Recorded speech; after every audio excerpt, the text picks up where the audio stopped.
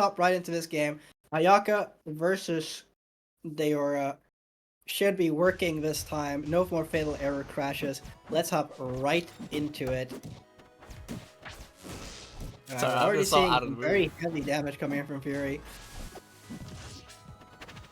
Kind of having Ambi pushed up into the corner, Ambi getting to center stage, and now getting a lot of damage. I am actually thinking that I could definitely foresee that the person who ends up playing the most advantageous here is whoever gets to have control of center stage. I think center stage could be extremely important in this matchup for who really gets to pressure who from both of these players' ends.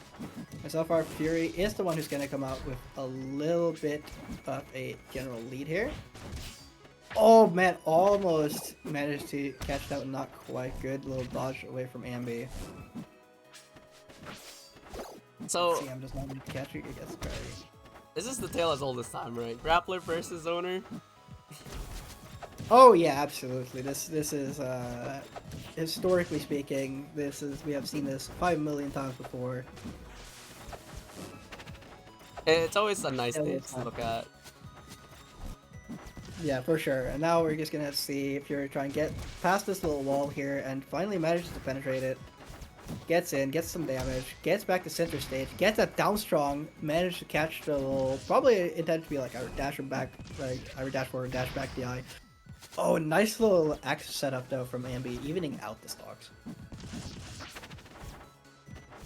So the thing about Ayaka that scares me the most, that there's this so quick get away and they already need to play catch up, but I'm hoping the explosiveness when they get a grab.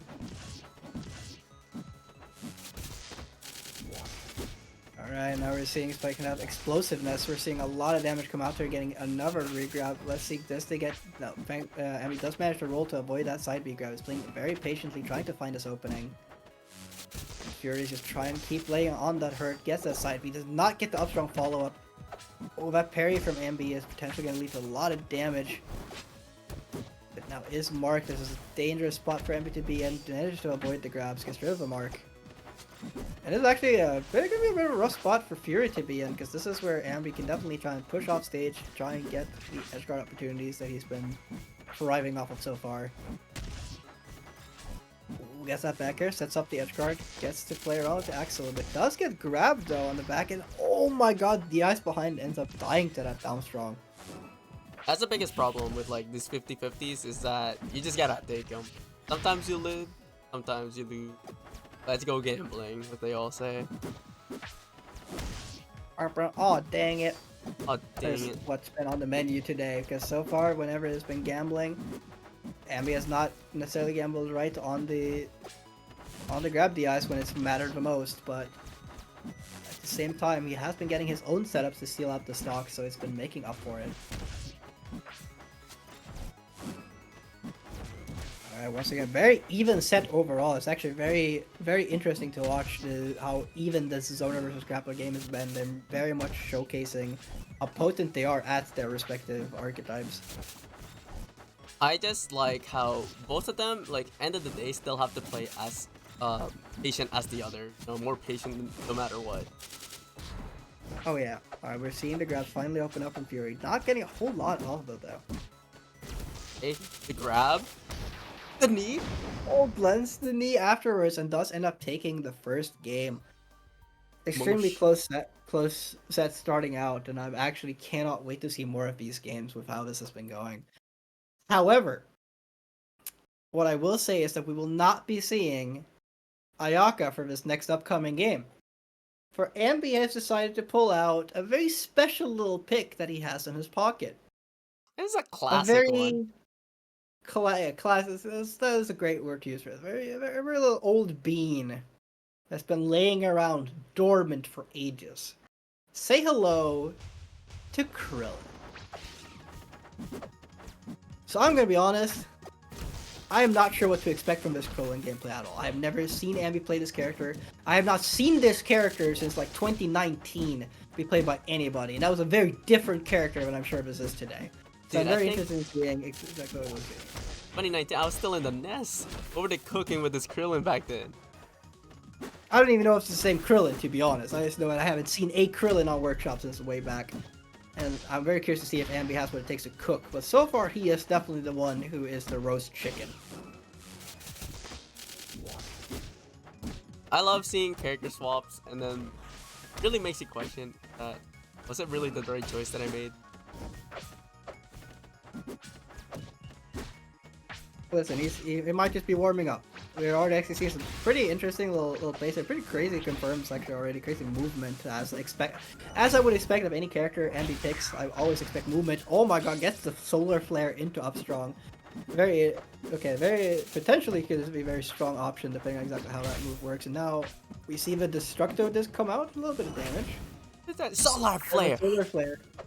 That solar flare actually was very potent, doing great work with using it to equalize the game and building up actually a bit of a lead here now as well. Gets caught out, does not get too much of extra damage.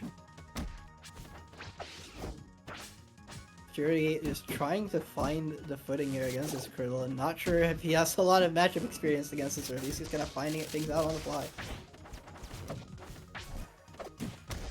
Trying to find the strongs there. Oh, getting the grabs. Miss tech. Ooh. I just said it. I love the small calmness.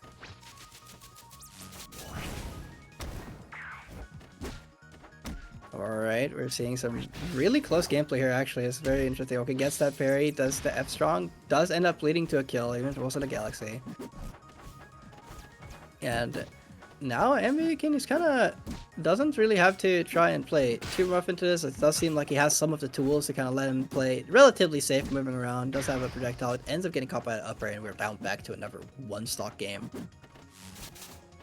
Yeah, both being very good with their punishes. Krillin finally finding their mark. Down strong. Key blast, forward strong. Oh my goodness, it's still going. Not quite killing. Gets that strong. No double jump on Fury. Gets that whichever move likely is. Put him in pratfall. But now probably a special or something of that sort. Now Fury gets to get a little bit of damage. Gets to come back. Gets to breathe.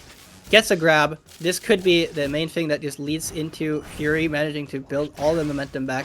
It's not get hit by Soul Flare, but does get caught by it up strong, and that game will go to Ambi now. 1-1.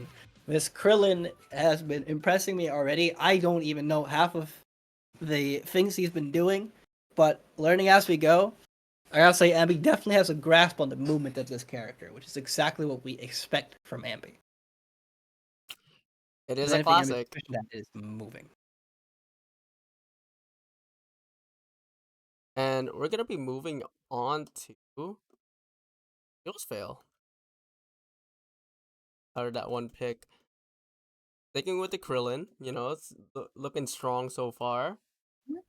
It was working, you know. It was working. No, well, I like don't fix what ain't broken. And so far, that Krillin actually seeming like it could be recorded well. And that was just like kind of the first game as well. But who knows what Ambi can do when he's like a little bit more warmed up.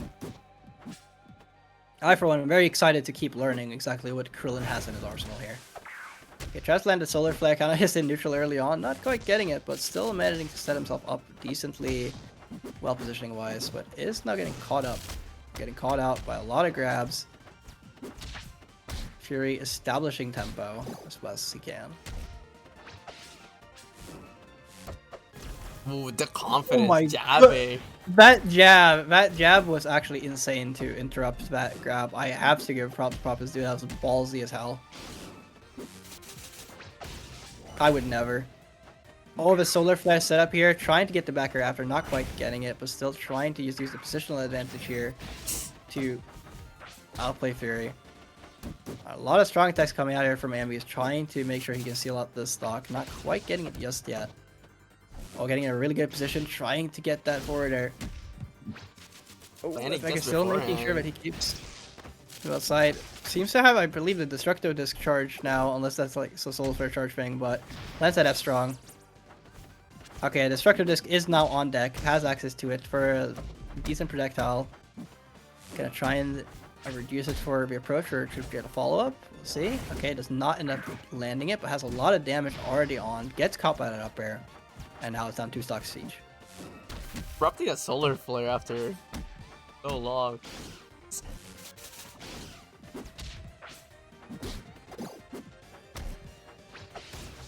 Multi blasted. I love these small projects. So annoying. SilentFuRi is going through hell and back. Alright, the Destructor Disc is on deck now.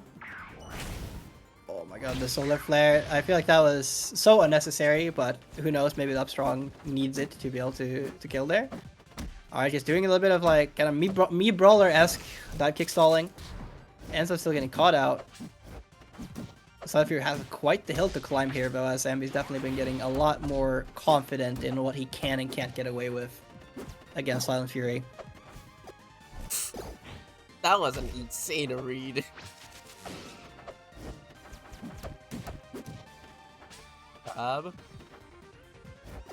Okay, both of them are just going for it, huh?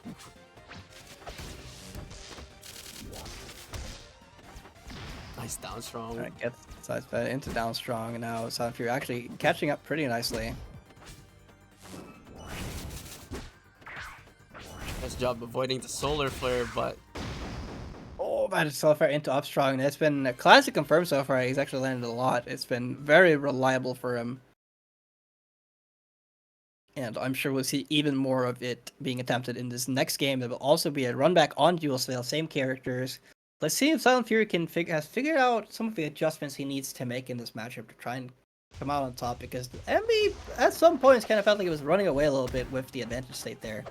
But maybe SilentFuRi has thought about it and been like, I can definitely get him here. And so far, it's definitely working. This punish game is turning out phenomenal. Catches that landing perfectly. Gets that parry for even more damage. Catches another landing. Maybe this is what SilentFuRi is really going to be working its best off of, is figuring out that, you know what, he really likes landing with these timings, with this tempo, and I can just catch that. And so far, it's been working. how do you feel about like losing a stage and then just running it back? I always doubt it.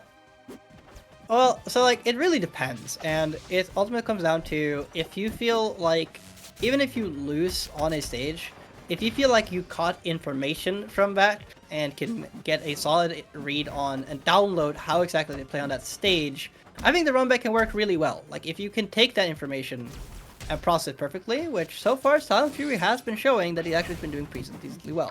So far, he has been hitting a lot more grabs. He's been having a better read on where Ambi wants to move and where Ambi wants to go. But his objective is, he's learned to probably look out for solar flare a bit better and things like that. And it is going very, very well so far for him. So I think that this pick is working out wonders. Ambi trying to play catch up now. Yeah, one of the big things is definitely, I feel like Krillin's approach seems to be a little weaker when the stage is more kind of FD-like and doesn't have the additional like platform in the middle or the balloon platform, because we did see a very tricky movement on the balloon platform earlier, but now it's just kind of gone. He's struggling a little bit. They'll still get that upstart though. These small parries can mean so much sometimes, especially with how we've seen Ambi play with this little guy. It, you know, you're wanting to show that, hey, I'm still not out of the game here.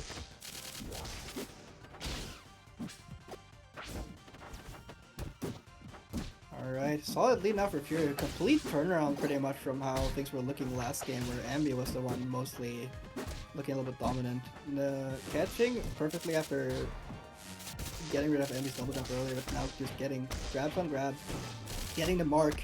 Oh my god, getting it out throw, not quite killing just yet, but in a prime position to hit with most of their stronger moves, and just kind of getting it outright.